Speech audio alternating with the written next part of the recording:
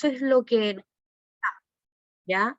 Y también recordarles, no todos pudieron participar de la clase, pero yo les dejo también el link, les dejé un link en el ciber... me olvidé la plataforma, ¿cómo se llama? Es que uso como 5 plataformas, entonces, Cibeduc, gracias. Y ahí hay un link en la parte general donde ustedes pueden, ¿no es cierto?, ir, y hay un link de YouTube, de lista de reproducción, donde están las clases, ¿ya? Así que para que vayan viendo las clases, los que no pueden participar, entiendo que no todos pueden hacerlo, pero sí durante la revisión de ese link van a poder volver a ver la clase, ¿ya? Entonces, en palabras simples, vimos dos concepciones de lo que son las matemáticas. Una, que sin la teoría no puede haber práctica, y la otra, que es la concepción más nueva, ¿no es cierto?, en que es un aprendizaje constructivo, en donde no solo se vea la matemática por sí sola, sino que la matemática está relacionada con todas las otras áreas, ¿ya? Y ahí yo les pedí que realicen varias cosas en la clase anterior. Una, que tenían que contestar un diagnóstico, ¿ya? Y si no lo han contestado, está en el PowerPoint que les subí ahí al Cibeduc, ya de la unidad número 2. Les pido que por favor lo contesten, porque hasta ayer vi que solamente lo habían contestado 7 personas, si no me equivoco, ¿ya? Así que por favor les voy a pedir que lo completen, en donde se hacen algunas apreciaciones sobre lo que son las matemáticas, y aparte de eso había que hacer dos actividades. Una actividad, ya, la actividad número 1, tenía relación con lo que yo les estoy comunicando, con el que la matemática no se ve solo como que fuese un apartado, sino que están dentro de la vida cotidiana y dentro de todas las otras ciencias también, ¿ya? Y en esa actividad aparecían imágenes. Aparecía la imagen de un mapa, aparecía la imagen de un tablero de un aeropuerto, ¿no es cierto? Y ustedes tenían que ver cómo conectaban esa parte matemática, esos conceptos matemáticos, con la vida diaria y con las otras ciencias, ¿ya? Y después de eso apareció una lectura que he recibido pocas, en la cual ustedes tenían que hacer un resumen, ¿ya? Y que tenía relación con lo que habíamos estado viendo en la clase anterior. Entonces, más que nada, ¿no es cierto?, quiero compartir con ustedes ahora, espérenme un poquito, voy a buscarlo ahora, a ver si lo tengo a mano. Quería compartir con ustedes la actividad que estuvimos haciendo. A ver si se abre. No, se abre la clase solamente. Bueno, pero ustedes lo tienen ahí, y la idea es que después en algún momento lo podamos compartir, ¿ya? Aparte de eso, no sé si alguien hizo esa actividad, aparte de Ámbar, creo que fue la persona que me la envió a mi correo, porque quedamos que me la iba a enviar a mi correo, me la iban a enviar a mi correo. Aparte de ella, ¿hay alguien más que la haya desarrollado? Yo igual se lo envié, pero creo que fue tarde, como las 10 o algo así. Ah, ya. Sí, porque no la vi, entonces la voy a buscar, ya.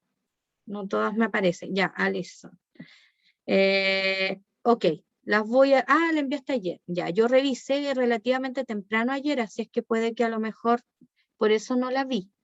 Súper, me parece espectacular que la hayan enviado. Voy a revisar, espérenme un poquito, es que quiero mostrar la imagen. No sé si hay alguien más que la haya revisado, o si no vamos a esperar. Que la idea no es hacerle la tarea a todos. ¿Ya? Bien, vamos a revisar. Esto no si bien es cierto, no lleva nota, pero igual lo importante era que podamos compartir, porque después les voy a explicar de qué se va a tratar el trabajo que va con nota, ¿ya? Bien, ahí creo que les estoy presentando, ¿lo pueden ver?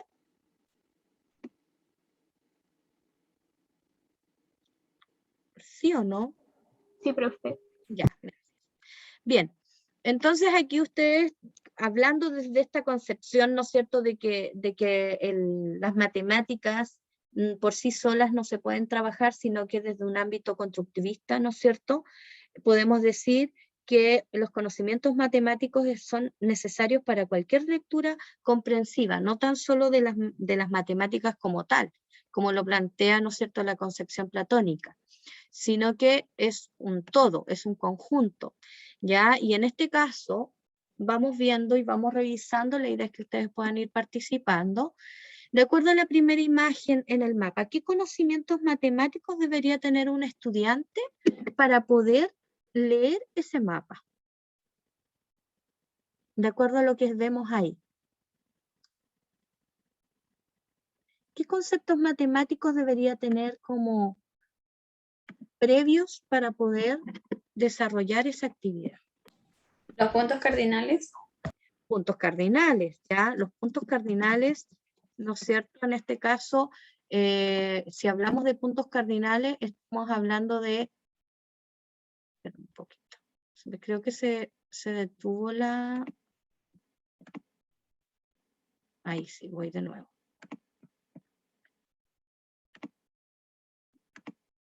Los puntos cardinales, ya, si bien es cierto, los puntos cardinales no necesariamente los vamos a ver en matemática, pero sí lo vamos a ver, ¿no es cierto?, como una cuadrícula, por ejemplo. ¿Ya? Lo vamos a ver como un tablero alfanumérico, ¿ya? Todas esas concepciones puede tener el estudiante. ¿Qué más? ¿Qué más Profe, tenemos? ¿puede ser como medir distancias o no? Medir distancias, también tiene que ver, ¿ya?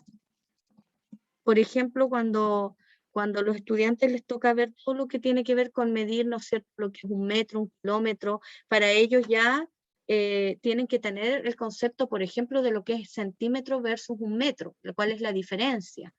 Al menos ya es ese concepto para poder comprender, ¿no es cierto?, que estas medidas son mayores. Por ejemplo, si yo voy de Valdivia o de Osorno a Puerto Montt, yo ya voy a tener, ¿no es cierto?, la concepción de la distancia. A lo mejor algún estudiante va a decir, yo he viajado de Puerto Montt a Osorno, por ejemplo, en bus. Ya, ¿cuánto te tardas? O sea, también la concepción, medir distancias y también todo lo que tiene que ver con los tiempos, ¿ya? Eso también, porque para un niño también tiene que tener previo a eso el conocimiento de qué es antes, qué es ahora y qué es después, o qué fue ayer, qué es hoy día y qué será mañana, como concepción de futuro también, porque depende de la edad, también nos vamos a dar cuenta que hay muchos niños que les cuesta todavía entender, ¿no es cierto?, y discernir entre lo que es el pasado, el presente y el futuro. Ustedes han tenido prácticas pedagógicas, ¿cierto? Y les ha tocado a lo mejor con niños pequeños, a lo mejor darse cuenta de que ellos a veces dentro de su lenguaje se equivocan y dicen, yo ayer estoy de cumpleaños, ¿cierto? Les cuesta a veces, ¿no es cierto?, mantener el concepto de tiempo, ¿ya? De comprenderlo. Y todo eso va relacionado con esto también. No solo el tiempo se mide en distancia, sino que también, o sea, perdón, el tiempo también se mide, ¿no es cierto?, en segundos, etcétera. O sea, no es una concepción solo métrica, ¿ya? Sino que también en cuanto a los tiempos, en cuanto al reloj, a los minutos, a los segundos también. ¿Qué otra cosa más como concepción, como concepto, como conocimiento matemático necesitará para leer ese, aparte de los puntos cardinales? Profe, el chat tiene respuesta. Perdón, es que, verdad que hay algunos. Las razones, muy bien. Las razones también, ¿cierto? Ya pensando en el segundo ciclo, son muy importantes porque las escalas se manejan en razones. La dirección también, ¿sí? La localización, longitudes, medidas de distancia. Cuando el plano cartesiano, exactamente el plano cartesiano también, le voy a tirar la oreja así porque es con ese después. El plano cartesiano también es importante, ¿ya? Manejarlo, conocerlo. Es como un tablero alfanumérico cuando se parte a trabajar el plano cartesiano. Los ejes, ¿cierto? Son importantes también. Y dentro de eso también nos vamos a encontrar después con los conceptos de todo lo que tiene que ver con paralelos, meridianos, ¿no es cierto? Y todo lo que conlleva ello, la latitud, la longitud, exacto también, que lo mencionaron ahí, ¿ya? Longitud y latitud como paralelos también, ¿no es cierto? Plano cartesiano, razones, o sea, se fijan, no hay un solo concepto como tal, hay muchos que se pueden trabajar con una simple imagen. En cuanto a esta imagen de acá del aeropuerto, ¿qué conceptos matemáticos necesitan conocer? Sin ni siquiera saber leer, ¿no es cierto?, en inglés, porque por ejemplo ahí aparece, ¿no es cierto?, a qué hora pueden hacer su check-in, etc. Pero La hora, la hora, ¿cierto? los cuartos, la media La hora, hora, los minutos. exacto, exacto. Todo lo que tiene que ver con la hora, ¿ya? ¿Qué más? Aquí vuelve a ver todo, bueno, el tiempo es parte de la hora, ¿cierto? Hora, minutos, segundos, ¿qué más? El antes, el ahora, el después como concepto, todo eso también es parte de las matemáticas. ¿Qué más? En el fondo tiempo, ¿cierto?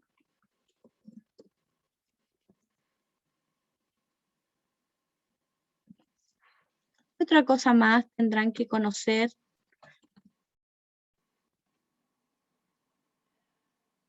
¿Algo más? Quizás tener alguna apreciación de las distancias, también podría ser, de acuerdo a las ciudades, ¿cierto? A las capitales que están mostrando ahí, o ciudades más importantes. Bien. Y por último, ¿con qué nos encontramos aquí? Gráficos. Con gráficos. Por lo tanto, ¿no es cierto? Los gráficos son relevantes aquí. ¿Qué otra cosa más? Comparación de datos. Comparación de datos, ¿cierto?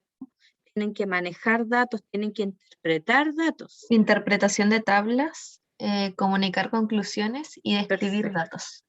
Interpretar datos, ya, tablas, lo voy a colocar así, ya, interpretar datos, tablas. El ¿Qué más? conocimiento de ese gráfico, El tipo poder de gráfico, leerlo. ya. Tipo de gráficos, exacto, porque Sí. no siempre van a conocer ese gráfico. De hecho, al principio no se parte con ese gráfico, se parte con, ¿no es cierto?, tipo de diagrama, no se parte primero con el de barras, con el circular, ¿cierto?, el de torta, que le llaman malmente los profesores, ¿ya? Pero sí tiene que tener un conocimiento previo acerca de qué tipo de gráfico estamos hablando, para que puedan interpretarlo, para que puedan extraer datos, para que puedan, ¿no es cierto?, hacer un análisis de esos datos o de esa tabla. También, ¿no es cierto?, manejar el concepto de lo que es un plano cartesiano. ¿Por qué? Porque estamos hablando de ejes, ¿ya? Y ambos ejes nos están entregando datos que son distintos, ¿ya? Uno me puede entregar las cantidades, otro me puede entregar, en este caso me está entregando en cuánto se diferencia en cuanto al tiempo, a los meses, ¿cierto? Entonces, hay que también tener un conocimiento previo de lo que es un plano cartesiano, al menos en cuanto a lo que son los ejes, ¿ya? Tanto el eje horizontal como el eje vertical, que también se vuelve a pasar cuando tú ves todo lo que es gráfico, pero se parte con el plano cartesiano, ¿ya? Bien, ¿qué otra cosa más? Bien, y ahí yo les había pedido, ¿no es cierto?, que en ese trabajo ustedes envíen también una imagen y también agreguen algunos conocimientos. Ya, yo no sé si alguien agregó alguna actividad que quiera compartir, alguna imagen que le haya sido relevante, que haya visto que podía compartir, algún conocimiento matemático.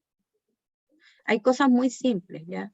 Profe, yo puse la de un plano de una casa. Perfecto. El plano de una casa, ¿no es cierto? Analizas varios conceptos matemáticos, ¿ya? Desde la lateralidad, es decir, de izquierda a derecha, todo lo que tiene que ver con los puntos cardinales, ¿no es cierto? Las escalas, las razones, ¿cierto? Todo eso está relacionado con las matemáticas también. Profe, Bien. ¿Sí? yo no lo envié, pero igual lo hice. Coloqué un gráfico de consumo de alcohol y otras drogas en escolares en el año 2020. Perfecto, o sea, estás haciendo un trabajo ya, ¿no es cierto? Incluso hasta podría tratarse de convivencia escolar y a la vez también estás utilizando conceptos matemáticos. Entonces, cuando ustedes trabajen con sus estudiantes, la idea es que también conceptualicen, pero aparte de conceptualizar, ¿no es cierto?, de contextualicen, ¿ya? Y desde ahí parte la construcción, ¿no es cierto?, de este esquema que hablábamos, de este enfoque que es constructivista, social también se le llama, ¿ya?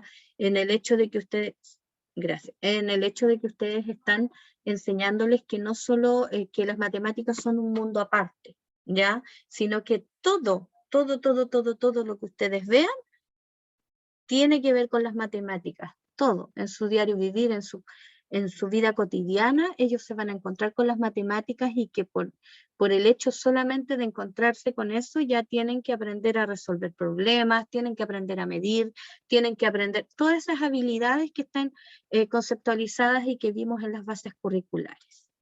Bien, eso es a modo de lo que queríamos revisar. Y también, ya hoy día les tengo la segunda presentación de lo que tiene que ver con la didáctica de las matemáticas, ya, y que les voy a compartir ahora. Esperen un poquito, por favor, que mi computador está medio pegado. Ahí está. Ya. Ahí sí, ¿lo pueden ver? Me avisan, por favor, si lo pueden ver.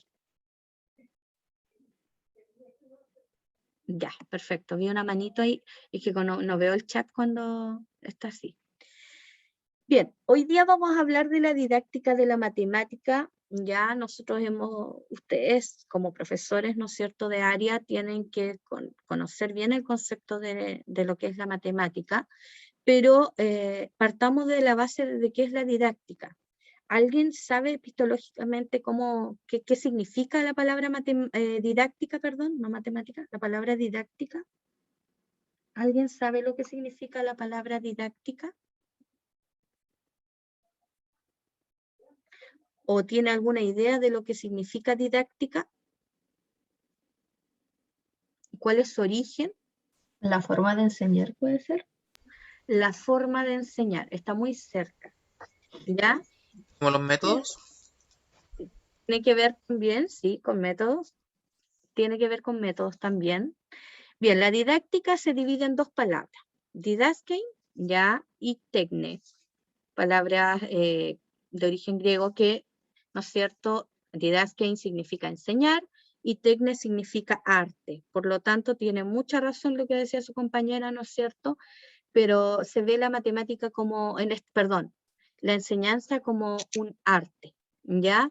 Y no solo la matemática, sino que la didáctica está arraigada a todas las ciencias. No es que solo la matemática tenga didáctica. Todas las ciencias tienen didáctica. Está la didáctica de las ciencias naturales, está la didáctica de distintas áreas, o sea, no solamente de las matemáticas. Entonces, desde ahí partimos desde la base de lo que es la didáctica, es el arte de enseñar.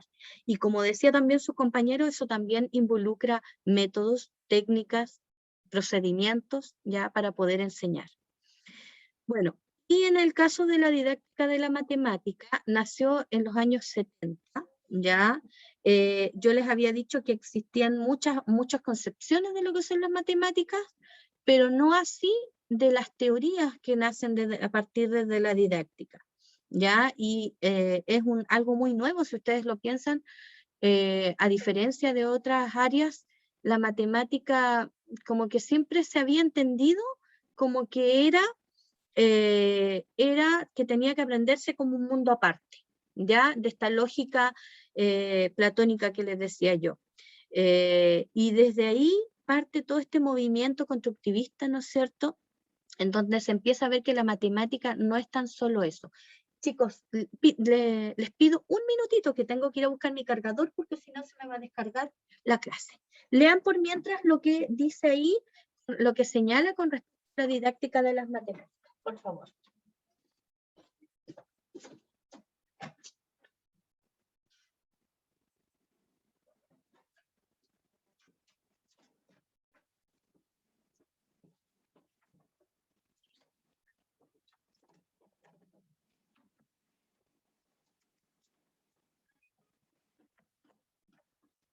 Ya, eso pasa cuando uno está toda la mañana con clases, después pasa que no me doy ni cuenta cuando ya se está descargando de nuevo el computador y el modelo. Bien. No sé si alcanzaron a leer todo.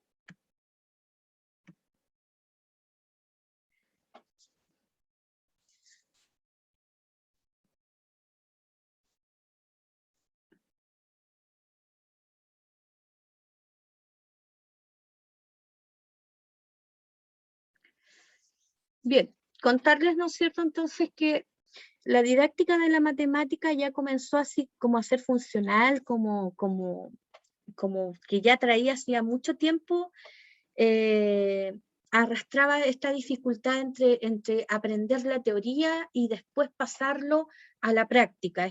Era como a muchas personas, a muchos niños se les hacía muy difícil la matemática. Y desde ahí parte todo esto que traemos hasta el día de hoy, ¿no es cierto?, arraigado en algunas familias de que no, que mi abuelo era malo para las matemáticas, mi mamá es mala para las matemáticas, entonces yo también soy malo para las matemáticas. Esa concepción como, ¿no es cierto?, bastante arcaica. Y que nosotros tenemos que de alguna manera tratar de eliminar de los estudiantes, ¿ya? Bueno, parte desde los años 70 con un investigador, ya, que se llamaba Guy Brousseau, francés, y él muy preocupado porque no solo era investigador, ni aparte de eso era matemático, pero por sobre todo, ¿no es cierto?, también era profesor. Entonces él se dio cuenta de que existía esto, de que existía esta dificultad del aprendizaje del estudiante. Todo parte siempre de un problema, ¿ya? Cuando tú eres investigador, siempre partes desde la base de un problema. Generalmente le llaman el árbol del problema, no sé si lo han visto en otra asignatura o no, ¿ya? Y desde ahí parte también los objetivos que se transforman, el problema se transforma en el objetivo final, pero también parten, ¿no es cierto?, y se desarrollan otros objetivos también a la par. Y bueno, dentro de esto, ¿no es cierto?, Brousseau quiso poder darle una solución a este problema, a esta problemática, ¿ya? Y es considerado uno de los padres de la didáctica matemática. Bueno, él se dio cuenta de varias dificultades. La primera dificultad era que el desarrollo cognitivo del niño, es decir, él creía que había niños que no estaban suficientemente maduros para poder comprender las matemáticas, ¿ya? O que habían algunos conceptos y algunas cosas que ellos no habían visto antes para poder entender otras, como lo que nosotros hoy día conocemos como las progresiones y todo eso. También él se dio cuenta que había fallas en el currículo de las matemáticas, de cómo se estaban enseñando, dado lo mismo. Por eso se dio cuenta, porque se dio cuenta que los niños no estaban aprendiendo, no tenían un desarrollo cognitivo adecuado, pero no porque tuvieran algún tipo de dificultad, sino que en el sentido de que no estaban teniendo los conocimientos que tenían que tener desde un principio, ¿ya? Que para poder pasar otros. El currículum era un problema en aquel entonces. También revisó métodos de enseñanza y se dio cuenta que había métodos de enseñanza que eran muy, muy, muy arcaicos, ya muy, muy antiguos, y él trató de alguna manera de darle solución a eso. Y también él vio que en la matemática en sí había una complejidad, ¿ya? Entonces él trató de dar solución a eso. y desde ahí nace su teoría de las situaciones didácticas, que es una de las más conocidas, y por eso está ahí marcada al final. Ya dice que dentro de la didáctica de la matemática nacen varias teorías, y uno de los aportes más significativos fue el de Guy-Brusseau, que fue, ¿no es cierto?, justamente la teoría de las situaciones didácticas. Y desde ahí aparten otras teorías también, ya no es que solamente esté la de él, pero desde ahí nacen muchas otras teorías, aparte de, bueno, hubo otros más también importantes, pero se lo nombro a él porque fue uno de los precursores de todos estos cambios que hubo de paradigma en cuanto a lo que eran las matemáticas, ¿ya? Y desde ahí se desprenden muchas otras teorías, ¿ya? Campos conceptuales, de transposición didáctica, de ingeniería didáctica, de teoría de los recursos de expresión o registros semióticos también, ¿ya? Y aquí les presento a este caballero que, si no me equivoco, hasta el día de hoy está vivo, ¿ya? Guy-Brusseau, entonces, apunta a modelar situaciones de modo de permitir la elaboración, la gestión controlada, fundamentándose en un enfoque constructivista. Era lo que estábamos hablando desde un inicio, ¿ya? Y bueno, él en esta teoría, ¿no es cierto?, trata de buscar, de generar interacciones metodológicas, de darle una intención didáctica, es decir, el qué, ¿ya? Y también, ¿no es cierto?, ahí hay un concepto a lo que él le llama contenido, ¿no es cierto?, matemático, ¿ya? En esta situación didáctica, ¿no es cierto?, hay un conjunto de relaciones establecidas entre un alumno y un cierto medio y un sistema educativo con la finalidad de posibilitar un saber. Aquí dice que el profesor gestiona la comunicación del conocimiento con la creación del problema que provocan en el alumno el desafío de aprender. Luego yo les voy a explicar de qué se trata esto, ¿ya? Les voy a dar como ejemplo. La situación adidáctica dice determinados momentos del aprendizaje en el cual, ¿no es cierto?, el alumno trabaja independiente sin control directo del profesor. Y finalmente el contrato didáctico es el conjunto de comportamientos del profesor que son esperados por los alumnos y conjuntos de comportamientos de los alumnos que el profesor espera de ellos. Eso es el contrato didáctico, que él lo trabajó como un concepto, ¿ya? Entonces, él generó esta teoría de situaciones didácticas. A ver, él separa 3 momentos importantes, ¿ya? A ver, se los voy a dar con un ejemplo. Él, por ejemplo, separa en grupos a los estudiantes y le dicen, ya, yo necesito que ustedes resuelvan este problema, y les da un determinado problema cualquiera, ya de ejercicios combinados, o de pura adición, o de pura sustracción, etcétera, o en donde ellos tienen que descubrir, ¿no es cierto?, cómo resolverlo. Entonces le pasa el problema a los estudiantes, y esa es como la primera parte, ¿ya? Él le da la situación, le dice, ya, este es el problema, y ahora ustedes tienen que resolverlo. Entonces el profesor luego se queda calladito, ¿ya? Y pasa a la segunda situación. En la segunda situación es cuando los niños descubren cómo poder resolver el problema. Ellos hacen todo el proceso y tienen que buscar la solución, ¿ya? Entonces es como que el profe le da solamente el problema. En la segunda etapa, el profesor solamente actúa como un guía, pero no da ninguna instrucción, sino que simplemente actúa como un guía de la situación. Y finalmente, ya en la tercera, bueno, hay 2 situaciones más. La tercera situación es la situación de validación, es decir, el profesor les pregunta, ya, a ver, perdón, en la segunda ya el profesor le dice cómo lo hicieron. En la tercera, el profesor espera que los alumnos le expliquen cómo lo resolvieron. Entonces, por grupo van explicando y dicen, mire, profesor, nosotros lo hicimos de esta manera, sumando tal cosa, ya. El segundo grupo le dice, ¿sabe qué? Nosotros no lo hicimos sumando, nosotros lo hicimos multiplicando, y llegamos a esta solución, ¿ya?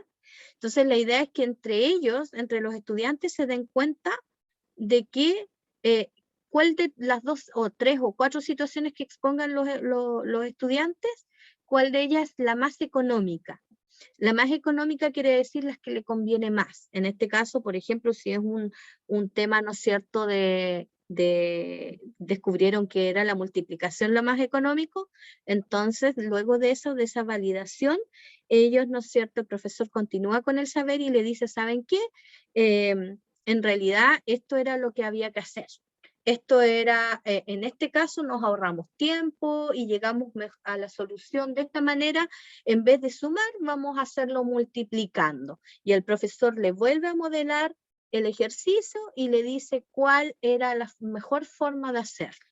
Y de esa manera se valida y también, ¿no es cierto?, se hace esta construcción del saber, que en el fondo es como este contrato del cual habla Guy-Brousseau, ¿ya?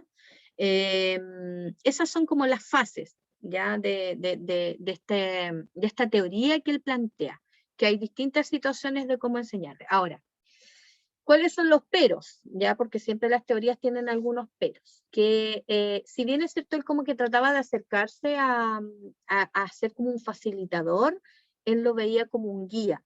Y acuérdense que en los tiempos de él, si ustedes ven aquí esta teoría de 1987, al estudiante no se veía como a un niño activo, se veía como un niño bastante pasivo. O sea, el profesor era como el que entregaba todo, ¿ya?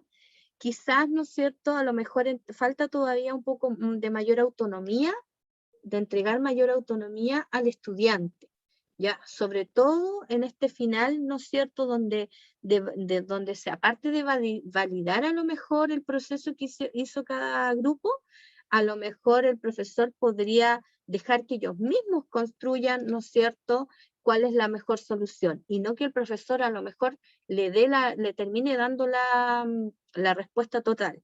Quizás por ahí, ¿no es cierto?, hay algunos peros todavía que hay que limar, y que por eso hay otros teóricos también que empezaron como a buscar, ¿no es cierto?, quizás como teorías que parten desde aquí, pero buscan otras soluciones, ¿ya? Y que las vamos a ir viendo también más adelante. Pero uno de los padres de estas teorías, ¿no es cierto?, de la didáctica fue Guy-Brousseau, ¿ya? ¿Alguna consulta con respecto a esta teoría?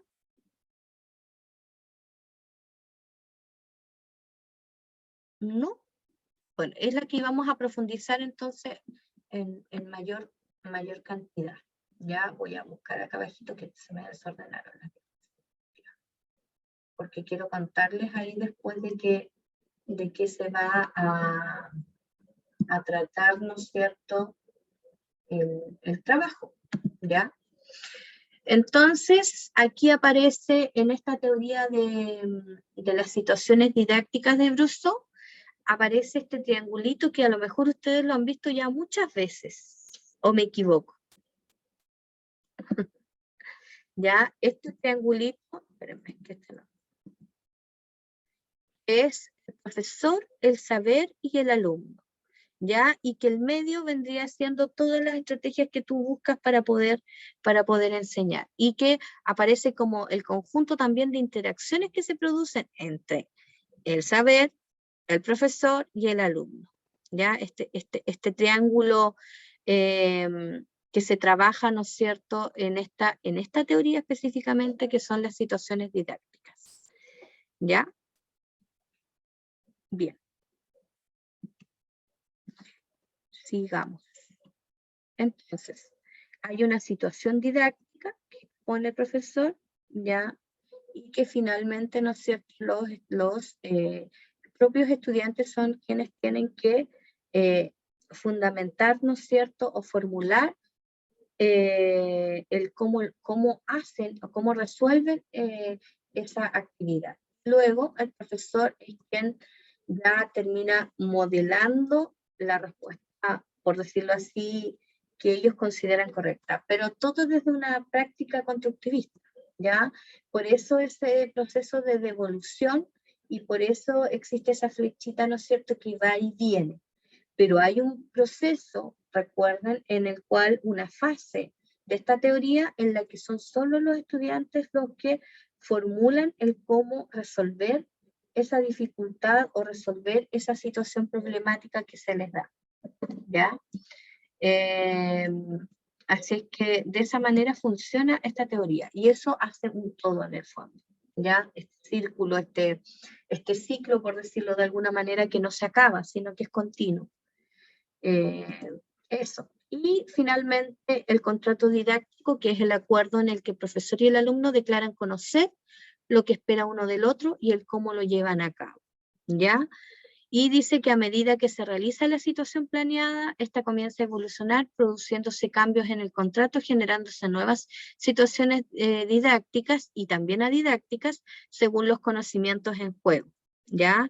Tenemos así una secuencia de situaciones didácticas que conducen a otras. Es decir, que, ¿no es cierto?, ese es parte, el ejemplo que yo les daba es parte de un conocimiento que van a adquirir, pero que la idea es que en el fondo los estudiantes se den cuenta que partieron desde algo y que llegaron, ¿no es cierto?, y que hubo una modificación de su conocimiento, ¿ya? Y en realidad de sus habilidades, hoy en día podríamos decirlas, pero en aquel tiempo se hablaba del saber, ¿ya? Eso es. Bien, ahora, nosotros vamos a ir viendo distintas teorías, ¿ah? Ahora, cuando nosotros hablamos de lo que nosotros conocemos como contrato clásico, ¿ya? ¿A qué se refería esto? Que es cuando el profesor es dueño de la verdad. Y en realidad era como el problema, ¿no es cierto?, en que si el estudiante contradecía a lo mejor lo que el profesor estaba diciendo, se producía un problema, porque en el fondo era como visto como que el dueño absoluto de la verdad era el profesor, ¿ya? Y la idea de este contrato didáctico es que no, es que también el estudiante se dé cuenta de que es capaz de producir su propio aprendizaje. En el fondo es eso, ¿ya? Esa es la idea de esta teoría. Bien, situaciones didácticas, ¿no es cierto? Entonces, todas estas fases que yo les nombraba, la acción, ¿no es cierto?, en donde se le da ahí un problema, ¿ya? La formulación, en donde el estudiante puede decir, ya, lo vamos a hacer de esta manera, se ponen de acuerdo y luego ellos dicen cómo lo hicieron. La validación tiene que ver con buscar qué es mejor, qué es más económico. Si usar, por ejemplo, en una situación a lo mejor es más fácil usar una sustracción o le resultó más fácil realizar una división, ¿ya?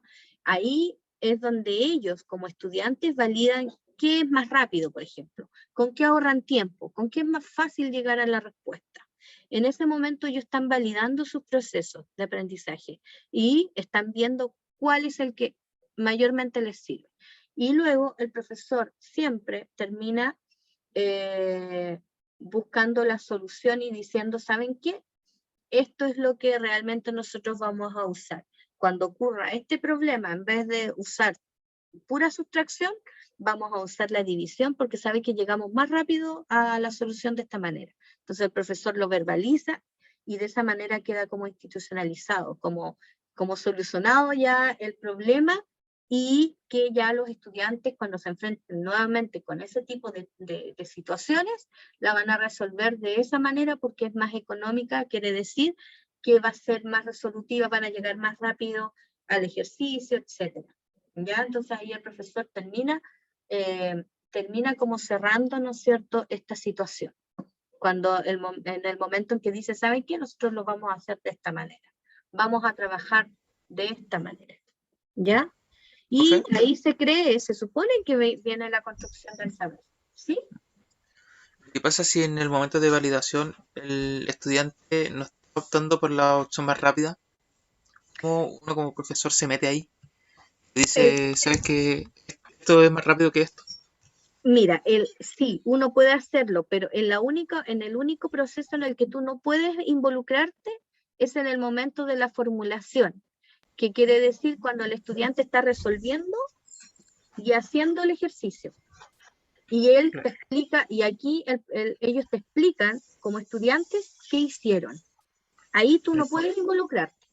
En el fondo la formulación lo estoy entendiendo como el ensayo y error. que es ahí donde el estudiante tiene que equivocarse o hacerlo bien Exacto, para que aprenda. exacto. Y la idea es que entre ellos vean qué es mejor.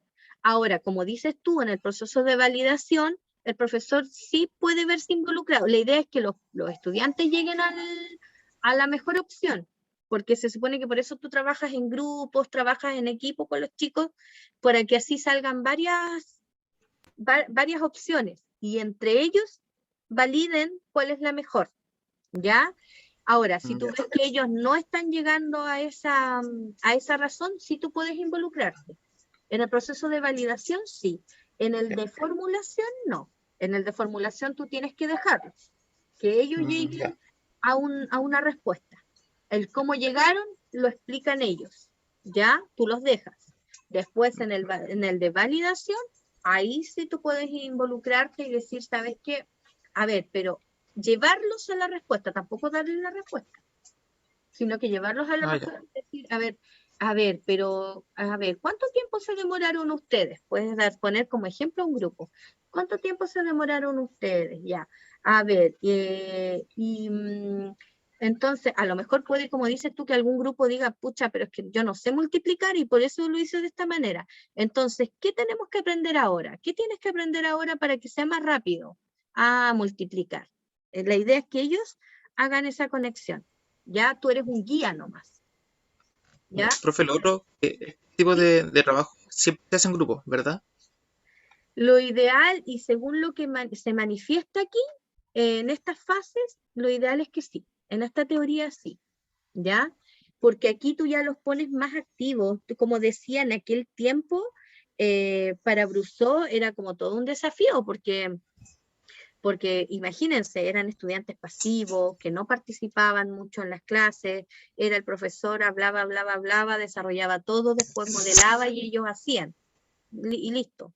Y después se veía si estaba correcto o no. Cuando él tuvo que crear esta teoría, tuvo que hacer un cambio total de paradigma. Entonces, él sí, como propuesta, la mayoría por lo menos de los ejercicios que yo he visto, sí, lo ve como un trabajo más bien grupal, ¿ya? Ahora, no necesariamente va a ser así siempre, pero sí dentro de sus fases busca de que sea el estudiante el que desarrolle el proceso, que lo trate que trate en el fondo de ver si ese proceso lo valida o no lo valida, ya, sí, a ver, por ejemplo, puede que también no lo hagan en grupo y trabajen solitos y el profesor les dé un problema. Ya, tú actúas como guía, él llega a su resultado y puede que después tú le preguntes y le digas, ¿cómo llegaste a ese resultado? ¿Qué te parece? ¿Te demoraste mucho? ¿Te demoraste poco? Puede que a lo mejor después le dé otro ejercicio y tú le pidas que realice otra dinámica, que no llegue de la misma manera, que utilice otra forma de llegar a esa solución, ¿ya? Y después tú le preguntes a él, ¿cuál fue más rápida? ¿Cuál fue más fácil para ti? ¿Con cuál te quedas? También lo puedes hacer. No necesariamente va a ser siempre en grupo, pero yo lo trabajaría, esta teoría yo la trabajaría en grupo, pero no siempre va a ser así. También puede existir la forma que te acabo de decir, ¿ya? De esa interacción entre estudiante y profe, de que tú también lo hagas ver las dos posibilidades a la vez, o dos o más posibilidades, también lo puedes hacer, pero siguiendo estos mismos procesos. Tú les das la situación, el problema, él lo formula, llega a la respuesta, explica cómo lo hizo, ve idealmente guiado también cuál es la mejor opción y luego el profesor le dice, ok, ¿sabes qué? Esta es la mejor opción, tú puedes quedarte con esto, desde ahora en adelante vamos a utilizar esto. ¿Te fijas? Y ahí ya el profesor lo institucionaliza, como se dice. ¿Ya? Esa palabra siempre me cuesta decirla. Pero de esa manera puede llegar, ¿no es cierto?, a esta solución. ¿Ya? Bueno, y desde ahí vienen varias más teorías que explican esto, ¿ah? Bueno, aquí hay una actividad, pero eso lo vamos a ver después. Varias teorías que como que salen a partir de esta interacción. Este caballero, ¿no es cierto?, se ha dedicado a recorrer el mundo explicando su teoría, ¿ya? Y desde ahí, en alguna oportunidad, un profesor se interesó tanto por su teoría que partiendo desde esta teoría, él inventó otra teoría, ¿ya? Y también lo tengo aquí dentro de las teorías que nosotros vamos a estudiar, ¿ya? Y que de alguna manera, ¿no es cierto?, vamos a ir darnos cuenta que en el fondo son teorías y que ahí como profesor tú vas a ir viendo sus pros y sus contras, porque las teorías también tienen sus cosas positivas y también tienen sus cosas negativas, porque como en el fondo tomas algo, pero siempre vas a dejar algo de lado. Entonces, la idea es que ustedes vean también dentro de estas teorías de didáctica cuáles son las que más le acomodan a ustedes como profesores, pero aparte de eso también, ¿qué ustedes creen que es mejor para que el estudiante aprenda? Ahora también va a depender mucho del grupo que ustedes tengan, ¿ya? Porque también tienen que contextualizar y ver con qué grupo están trabajando, ¿ya? Con qué estudiantes están trabajando. Y obviamente, ¿no es cierto?, no se olviden que la didáctica tiene que ver con el cómo hacerlo, el qué van a enseñar y cuándo lo van a realizar. Siempre tiene que ver con esas tres respuestas que ustedes tienen que pensar, ¿ya? Y vamos a ver a otros teóricos, como les digo yo, pero eso lo vamos a ver ya en las próximas clases. Me interesaba que ustedes vean esto y de qué se va a tratar nuestro trabajo final. Nuestro trabajo final se va a tratar, por eso yo necesito que vayan tomando algunos apuntes y todo. Bueno, la clase igual va a quedar grabada. Va a tratar de que ustedes después tomen una de estas teorías que yo les estoy planteando, la tomen, busquen, que expliquen, ¿no es cierto?, de qué se trata, tomen un ejemplo, como el que yo les situé hoy día, ¿ya? Tomen un ejemplo, lo expliquen, y luego de eso también expliquen sus pros y sus contras de esta teoría. Son tres cosas importantes: que expliquen la teoría, que ejemplifiquen la teoría y que hablen de las cosas positivas y negativas, ¿no es cierto?, que pueda tener esa teoría, ¿ya? Porque tenemos que aprender también a dilucidar y ver qué nos conviene trabajar más. Y que ese va a ser el trabajo completo y ustedes van a crear una cápsula, ¿ya? Una cápsula de estas teorías que ustedes elijan, ¿no es cierto? No sé si van a trabajar con una o dos, tengo que fijarme bien cómo lo planteé en la pauta, ¿ya?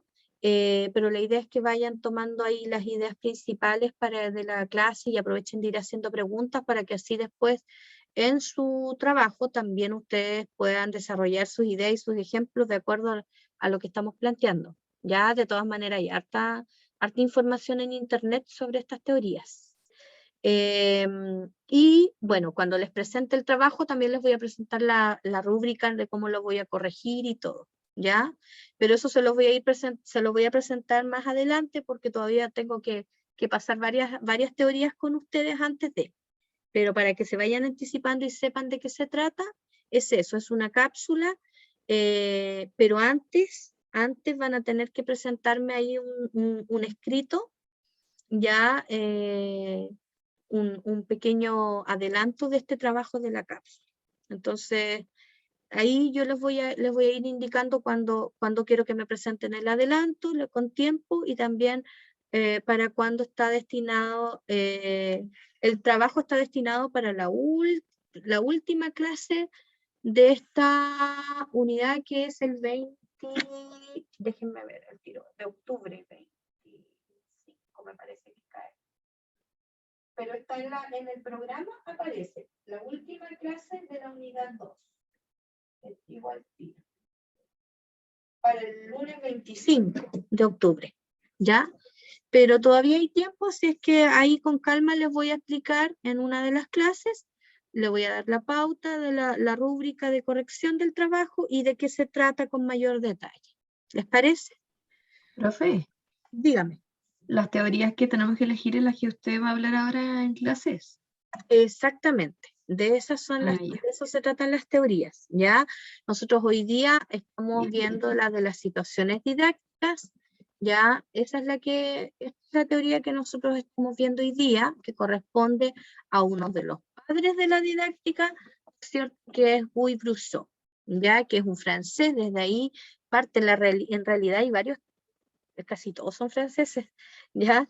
Los que han revolucionado con la didáctica de la matemática. Y uno de ellos es este caballero, y para que lo entiendan mejor, yo los invito también a que vean algunos videos en YouTube. De hecho, sale hablando él también sobre su didáctica, sobre su teoría didáctica que él planteó, ¿ya?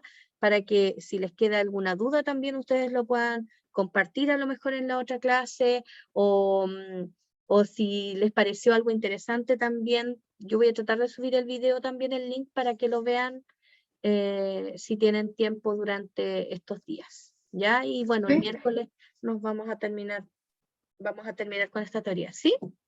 Y me quedó la duda de esta teoría, ¿a qué se refiere con situaciones adidácticas? Porque Situaciones, la flecha como de situación didáctica deriva como a la situación adidáctica, entonces como que no. sí, es que por eso les decía que vamos a terminar la próxima clase con esta teoría, ¿ya? Porque todavía nos falta como ver una parte. Quería desarrollar como la parte más clara, más rápida, ¿ya? Y después vamos a desarrollar,